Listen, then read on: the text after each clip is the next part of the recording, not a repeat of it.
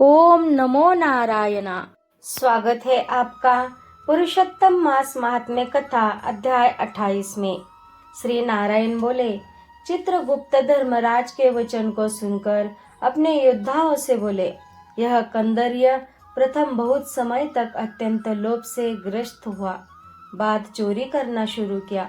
इसीलिए यह प्रथम प्रेत शरीर को प्राप्त कर बाद वानर शरीर में जाए, तब हम इसको बहुत सी नरक यातना देंगे। हे भट लोग, धर्मराज के गृह में यही क्रम श्रेष्ठ है। इस प्रकार चित्रगुप्त से आज्ञा प्राप्त होने पर भयंकर भट लोगों ने चित्रगुप्त की आज्ञानुसार शीघ्र वैसा ही किया और उस ब्राह्मण को पीटते हुए प्रथम प्रेत शरीर में करके फल रहित वन में रखा। वह ब्राह्मण प्रेत योनि को प्राप्त कर उस निर्जन गहन वन में क्षुधा तृषा से अत्यंत व्याकुल होकर भ्रमण करने लगा। प्रेत योनि में होने में वाले दुख को भोग कर बाद फलों के चोरी करने से होने वाली वानर योनि को गया।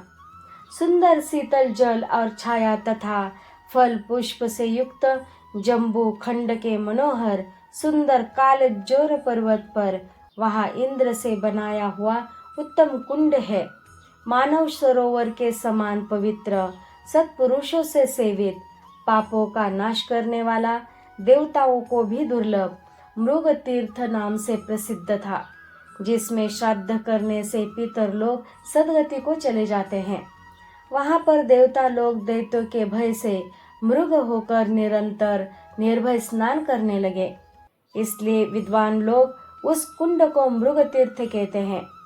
मनुष्य शरीर को प्राप्त कर यह ब्राह्मण वहां पर फलों के चोरी करने के पाप से प्रथम वानर शरीर को प्राप्त हुआ। नारद मुनि बोले, त्रैलोक्य को पवित्र करने वाले रमणीय मृग तीर्थ में पाप कोटि से युक्त वह दुष्ट वानर कैसे वास करता हुआ? हे नाथ, हे तपोधन, मेरे मन के संदेह को काटो, क्योंकि आपके समान गुरुजनों का अपने शिष्य के विषय में कभी भी गोप्य नहीं होता है। सूत जी बोले, हे विप्र लोग, इस प्रकार नारद मुनि से प्रेरित होने पर अत्यंत प्रसन्न तपोनिधि नारायण भगवान नारद मुनि का सत्कार करते हुए बोले। श्री नारायण बोले, कोई चित्रकुंडल नाम का महान वैश्य था। पतिव्रता धर्म में परायण तारका नाम की उस वैश्य की स्त्री थी। उन दोनों ने भक्ति से पवित्र श्री पुरुषोत्तम मास का व्रत किया। जब श्री पुरुषोत्तम मास का व्रत करते उन दोनों का श्री पुरुषोत्तम मास बीत गया। अंतिम वाले दिन आने पर श्री के साथ हर्ष से युक्त श्रद्धा पूर्वक चित्रकुंडल ने उद्यापन किया। पुरुषोत्तम मास के उद्यापन विधि करने के लिए वेद और वेदांकों को जानने वाले गुणी श्री सहित ब्राह्मणों को बुलाया। हे नारद, वहां पर धन के लोभ से कंदर्य भी आया। उद्यापन विधि के पूर्ण होने पर चित्रकुंडल ने बहुत बड़े दानों से उन सपत्नीक ब्राह्मणों को प्रसन्न किया। उन समस्त ब्राह्मणों के प्रसन्न होने पर भूयसी दक्षिणा को दिया। उस दी हुई भूयसी दक्षिणा से प्रसन्न अन्य सब ब्राह्मण गृह को गए, परंतु अत्यंत लोभी कंदर्य उस वैश्य चित्रकुंडल के सामने रोता हुआ खड़ा हो गया और विनय से नम्र होकर गदगद वाणी से बोला, हे चित्रकुंडल, हे वैशेष, हे भगवत भक्ति के सूर्य, आपने पुरुषोत्तम मास का व्रत विधि से अच्छी तरह किया। इस तरह पृथ्वी तल में कहीं पर किसी ने नहीं किया। आप कृतार्थ हो, सर्वथा भाग्यवान हो। जो तुमने परम भक्ति से पुरुषोत्तम भगवान का सेवन किया, तुम्हारे पिता धन्य हैं और तुम्हारी पतिव्रता माता धन्य है, जिन दोनों ने तुम्हारे समान हरिवल्लभ पुत्र को पैदा किया। यह पुरुषोत्तम मास धन्य से भी धन्य है, जिसके सेवन से मनुष्य इस लोक के और परलोक के फल को प्राप्त करता है। हे विशांपते, तुम्हारी इस पूजा को देखकर मैं चकित हो गया। अहो, तुमने बहुत बड़ा काम किया, इसमें संदेह नहीं है। हर्ष से दूसरे ब्राह्मणों को भी बहुत सा धन दिया। हे भूरिद, भाग्यहीन मेरे लिए क्यों नहीं देते हो? इस प्रकार कंदर्य के कहने पर चित्रकुंडल वैश्य ने कंदर्य को धन दिया। कंदर्य ने धन को लेकर प्रसन्नता से उसको जमीन में गाड़ दिया। वहां पर कंदर्य ने श्री पुरुषोत्तम की बड़ी पूजा देखी और धन के लोभ से पुरुषोत्तम मास की प्रशंसा की। पूजा के दर्शन महात्म्य से और पुरुषोत्तम भगवान की स्तुति से तथा धन का लोभ होने पर भी मृग तीर्थ को आया। सूत जी बोले, दर्शन से, स्तुति से, धन के लोभ करने से भी दुष्ट वानर को उत्तम तीर्थ का सेवन हुआ।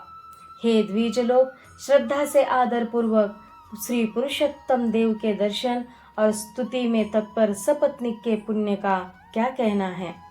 नारद मुनि बोले, हे ब्राह्मण, सुंदर वृक्षों से शोभित, सुंदर शीतल जल वाले, मनोहर घनी छाया वाले वन में उसके रहने का कारण क्या है, सो आप कहिए। श्री नारायण बोले, हे नारद, हे अनग, तुम सुनो। सुनने की इच्छा करने वाले तुमको मैं कहूँगा। इसमें कुछ कारण है जिसके श्रवण से पापों का नाश हो जाता है। जब समस्त अर्थ फलों और दाता दशरथ के पुत्र रामचंद्र जी ने समुद्र में सेतु बांधकर दुष्ट रावण का नाश किया, उन रामचंद्र जी ने विभीषण को छोड़कर बाकी समस्त राक्षसों का वध किया, किसी को नहीं छोड़ा। अग्नि में प्रवेश कर सीता को ग्रहण किया।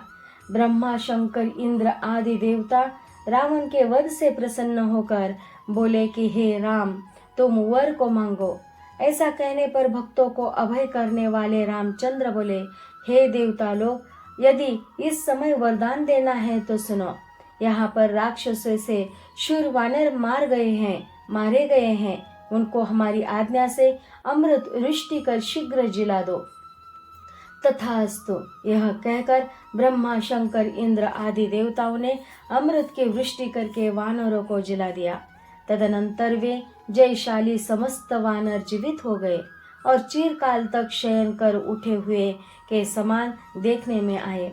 रामचंद्र चारों तरफ बैठे हुए समस्त वानरों के साथ पुष्पक विमान पर सवार होकर प्रसन्न मुख कमल वाले सपत्नीक रामचंद्र बोले।